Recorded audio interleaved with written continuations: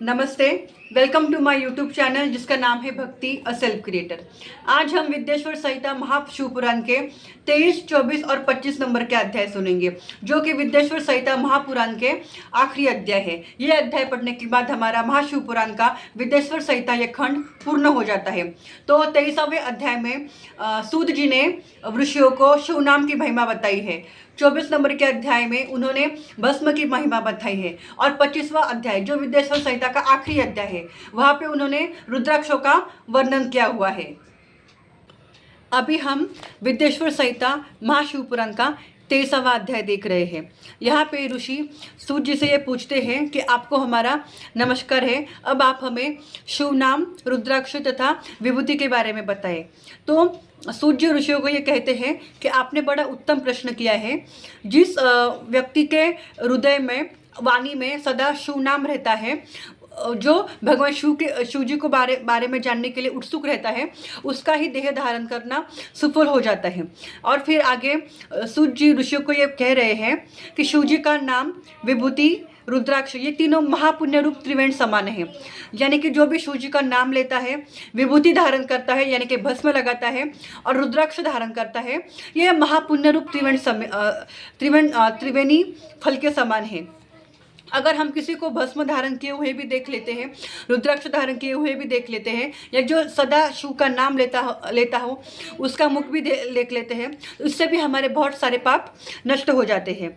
शिव जी का नाम गंगा के समान माना गया है, विभूति यमुना के समान और रुद्राक्ष पाप नाशिनी सरस्वती के समान कही गई है।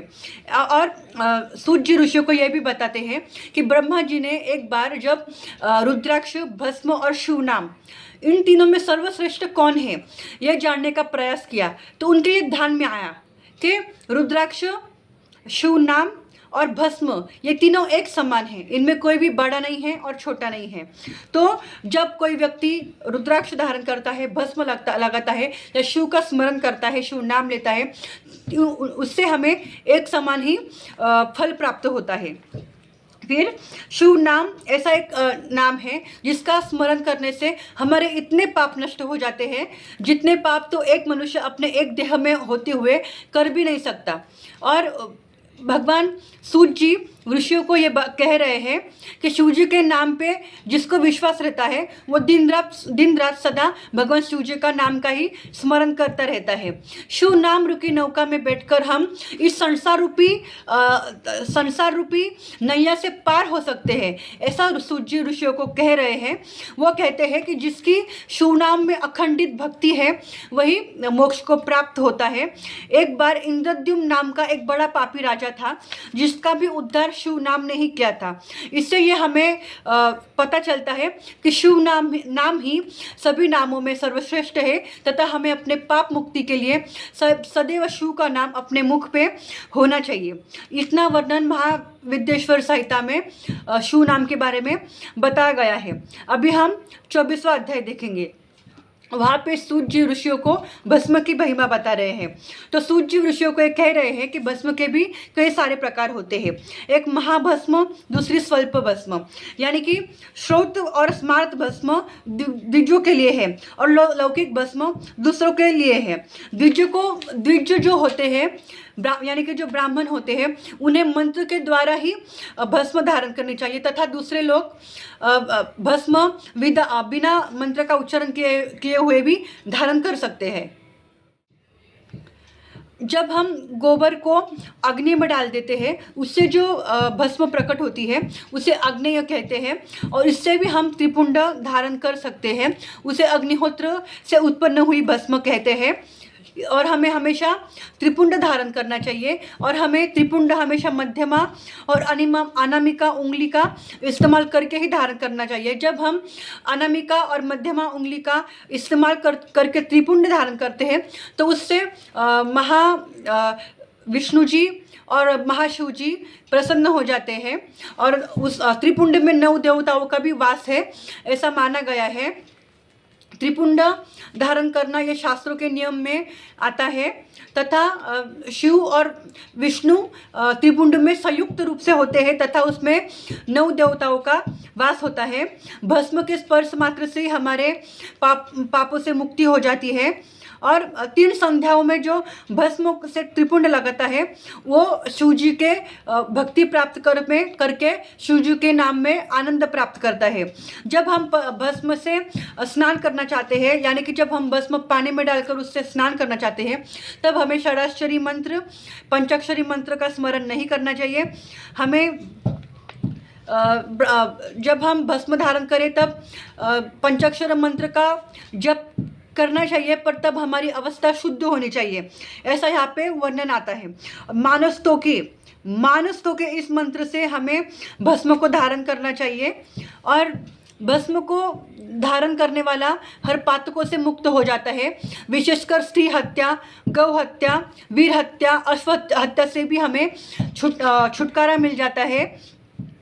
और भस्म लगाना ये एक शिव भक्त की निशानी होती है, इसलिए हमें हमेशा शिव भक्तों को हमेशा ही भस्म अपने माथे पे धारण करना चाहिए। ऐसा यहाँ पे शिव पुराण के 24वें अध्याय में वर्णन आता है।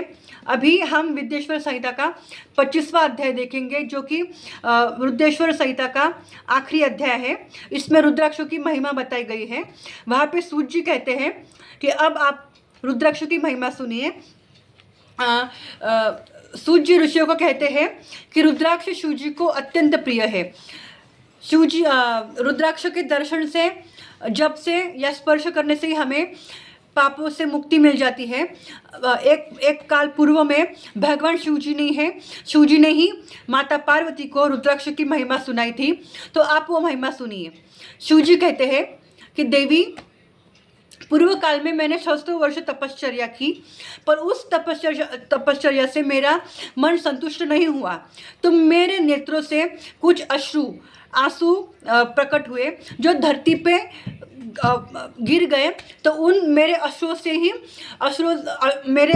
से ही रुद्राक्ष प्रकट हुए। यानी कि भगवान शिव जी के आंखों में से जो अश्रु बाहर पड़े पृथ्वी पे, उसी पर से रुद्राक्ष प्रकट है। और भगवान शिव जी माता पार्वती को ये कह रहे हैं कि रुद्राक्षों की जो भेद है, यानी कि हमें रुद्राक्ष अलग अलग प्रकारों के मिलते हैं, तो वो रुद्राक्ष की भगवान शिव जी के आज्ञा पर से ही उनमें भेद बनाए गए। तो और वो जो शिव जी के आँखों से जो अश्रु गिरे, वो अयोध्या, मथुरा, लंका, मलयाचल, साह्य पर्वत, काशी तथा दूसरे देशों में गिरे। वहाँ पे रुद्राक्ष के वृक्ष प्रकट हुए और उनमें भेद भी मेरे आज्ञा पर से ही हुआ है। जो विद्वान है उन्हें रुद्राक्षों के भेद काले, पीले और लाल, इनसे जानना चाहिए। और जो भुक्ति मुक्ति के इच्छुक होते हैं उन्हें रुद्राक्ष सदैव ही धारण करना चाहिए। और जो रुद्राक्ष आंवले के समान होता है वो श्रेष्ठ रुद्राक्ष होता है। और जो रुद्राक्ष जिसमें हमें छेद नहीं करना पड़ता है वो रुद्राक्ष सभी रुद्राक्षों में सर्वश्रेष्ठ रुद्राक्ष कहा गया है। जिस रुद्राक्ष को हमें छेद करके पहनना पड़ता है वो मध्यम वर्ण में आता है, तथा जैसी रुद्राक्षों की आकार होता है उस प्रकार से वो फलदायक होता है। यानी कि अगर रुद्राक्ष बड़ा हो तो उसका फल भी बड़ा होता है, ऐसा यहाँ पे वर्णन किया गया है। बड़े से बड़े पाप रुद्राक्ष के धारण करने से नष्ट हो जाते हैं। 1100 रुद्राक्षों को धारण करने वाला मनुष्य शिव स्वरूप हो जाता है। 1100 रुद्राक्ष जो व्यक्ति पहनता है वो शिव स्वरूप हो जाता है। जो 550 रुद्राक्षों का मुकुट करके पहनता है वो भक्तिमान पुरुषों में महान कहलाता है। जो 300 रुद्राक्ष को धारण करता है वो भक्ति में तत्पर रहता है। और दक्षिण में 6 रुद्राक्ष 101 कंठ में, यानी कि 101 की माला पहन के जो धारण करता है, जो अपने बाहों में यानी कि हाथों में रुद्राक्ष धारण करता है, 3 रुद्राक्ष धारण करता है, जो 5 कटी में धारण करता है वह शिव के समान स्तुत्य यानी कि प्रशंसनीय और प्रमाण करने योग्य हो जाता है। हमें रुद्राक्ष धारण कर आसन पर स्थित हो शिव नाम का उच्चारण करते हुए ही रुद्राक्ष धारण करना चाहिए। यानी कि जब हम रुद्राक्ष को धारण करें तो हमें शिव नाम का उच्चारण करना चाहिए।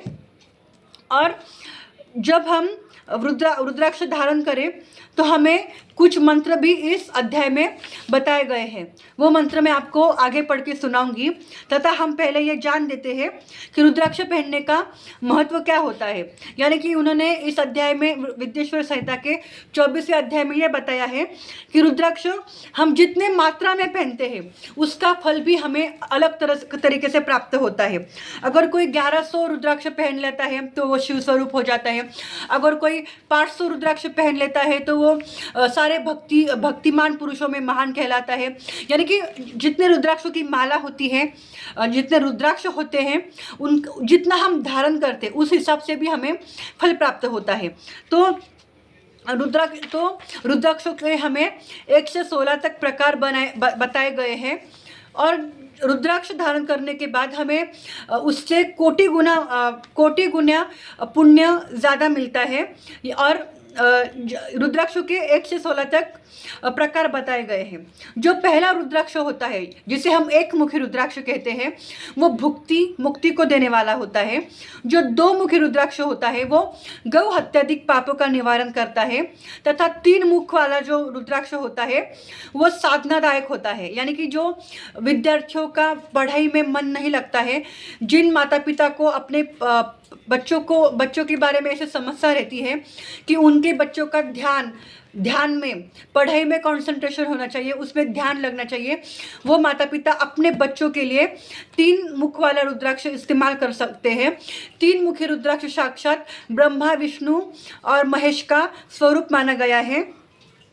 4 मुख वाला जो रुद्राक्ष होता है वो स्वयं ब्रह्मा जी माने गए हैं, और तथा वो बहुत फलदायक भी रहता है। तथा चतुर्वर्ग यानी कि 4 मुखी रुद्राक्ष है, उसको पहनने से भी हमें बहुत सारे फायदे मिलते हैं। तथा पंचमुखी रुद्राक्ष जो होता है वो कामना पूर्ति के लिए या मोक्ष प्राप्ति के लिए पहना जाता है। तथा पंचमुखी रुद्राक्ष कोई भी धारण कर सकता है, पहन सकता है। 6 मुखी रुद्राक्ष जो होता है वो कार्तिकेय भगवान को समर्पित है, उससे हमें ब्रह्म हत्या से मुक्ति मिलती है।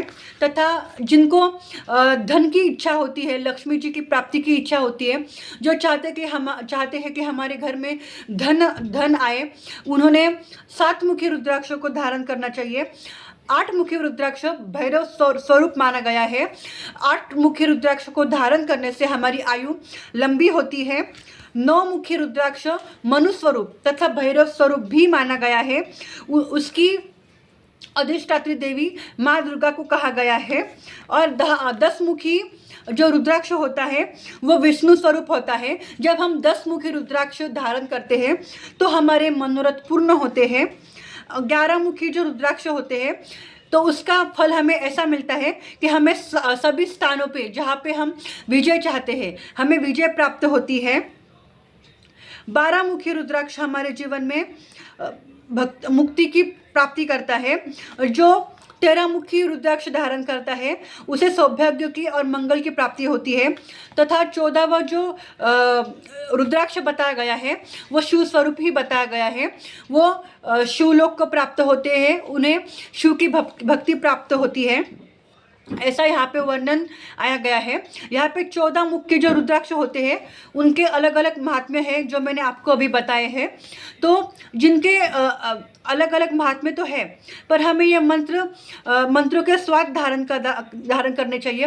क्योंकि अगर हमने रुद्राक्ष बिना मंत्र जाप के अगर धारण कर लिए तो उसका हम पे कोई प्रभाव नहीं पड़ता है।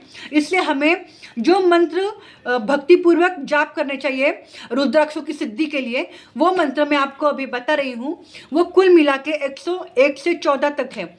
तो उसमें पहला मंत्र है ओम ह्रीम नमः, दूसरा है ओम नमः, तीसरा क्लीम नमः, चौथा ओम ह्रीम नमः, 5वां ओम ह्रीम नमः, छठा ओम ह्रीम हु नमः, 7वां ओम हु नमः, 8वां ओम हु नमः, 9वां ओम ह्री हूं नमः, 10वां ओम ही नमः, 12वां ओम क्रो क्षो रो नमः, 13 ओम री नमः, 14वां ओम नमः। यह जो मंत्र है, इन मंत्रों का उच्चारण करके ही हमें रुद्राक्ष धारण करना चाहिए। ऐसा विद्येश्वर संहिता के आखिरी अध्याय में यानी कि 25वें अध्याय में वर्णन आता है। और यहाँ पे ऐसा भी वर्णन आता है कि रुद्राक्ष की माला को देखकर भूत, प्रेत, पिशाच, डाकिनी, शाकिनी तथा द्रोह करने वाले प्राणी भी हमसे दूर हो जाते हैं। और रुद्राक्ष मालाधारी को देखकर शिव जी तथा विष्णु जी भी सदैव प्रसन्न होते हैं। इससे गणपति, सूर्य तथा आदि दूसरे देवों को भी प्रसन्नता होती है। इसलिए हमें सदैव रुद्राक्ष धारण करने चाहिए। और जो इस रुद्राक्ष के महात्म्य को, भस्म के महात्म्य को तथा शिवनाम के महात्म्यों के बारे में स्तुति श्रवण करता है, उसकी सभी कामनाएं पूर्ण होती है, ऐसा यहाँ पे वर्णन आता है। और उससे अंततः हमें मोक्ष भी प्राप्त हो जाता है। तो हमने आज विद्येश्वर संहिता का 23, 24 और 25 अध्याय पूरा कर लिया है।